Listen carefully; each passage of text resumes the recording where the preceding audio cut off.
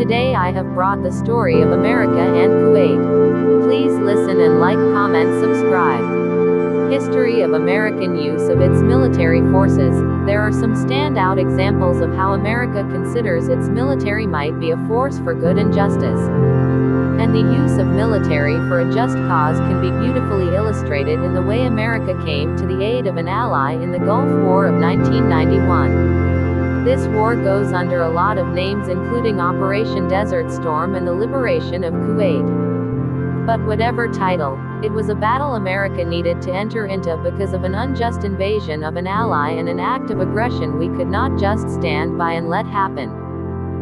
The United States and the civilized nations of the world had put up with a lot of barbaric behavior from Saddam Hussein, the dictator in Iraq, for a long time.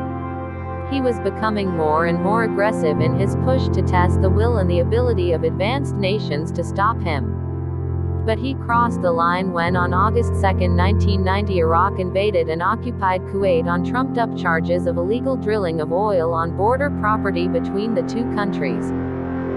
It is important to remember that America and its allies did not launch a full-scale attack within days or weeks of the Iraqi takeover of Kuwait. There were efforts to negotiate and resolve the crisis by peaceful means. But Saddam Hussein defied the world and continued his plan to absorb Kuwait and then possibly take the attack to the next stage into Saudi Arabia.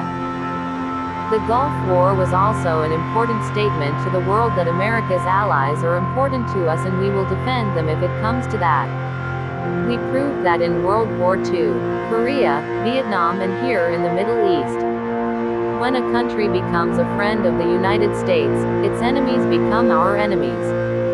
And in this unthinkable invasion, not only did Iraq directly assault one of America's allies, that hostility showed that Saudi Arabia was at risk, which was a very important ally as well.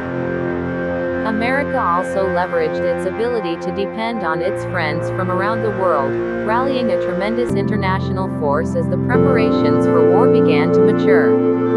In total, 34 countries sent troops, ships, arms and other military assistance to join with American military power to turn back this invasion. The other lesson this war taught the enemies of America is the phenomenal effectiveness of the American military. On January 17, 1991, the assault began with a massive air attack that stunned the Iraqis and the world. The ferocity of the bombings and the firestorm that defying the West brought down on the Iraqi military virtually doomed them to ever mount an efficient force to fight back against this overwhelming military response to their aggression. Following that air attack came one of the most brilliant ground campaigns in modern warfare.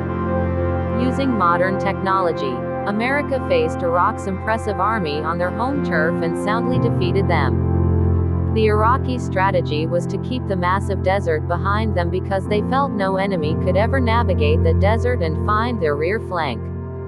But was a deadly miscalculation as the coalition forces, led by General Norman Schwarzkopf, used satellite technology and navigation systems to guide their armies across that desert by night and stage a stunning surprise attack on the Iraqi Republican Guard, bringing them to defeat with a decisive blow. The term, lightning war, could best be used to describe the ability of the American-led coalition armies to repel this invasion on Kuwait. By early March of 1991, major hostilities were over and Kuwait had been liberated. To defeat an enemy in less than 90 days was an accomplishment the world never thought possible, but demonstrated to the world that America was able to defend its allies and stop a ruthless dictator. Since that war there has been discussions about whether President Bush should have used the advantage we gained by defeating Saddam's armies to capture Iraq as well. President Bush showed great wisdom by sticking to the declared mission and returning Kuwait to Kuwaiti control. It shows that President Bush in 1991 was showing wisdom in his leadership, which resulted in Operation Desert Storm turning out to be one of the most successful military campaigns in United States history.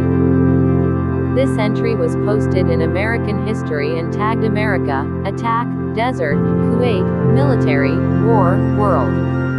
Bookmark. Thank you for watching and please like, share, subscribe.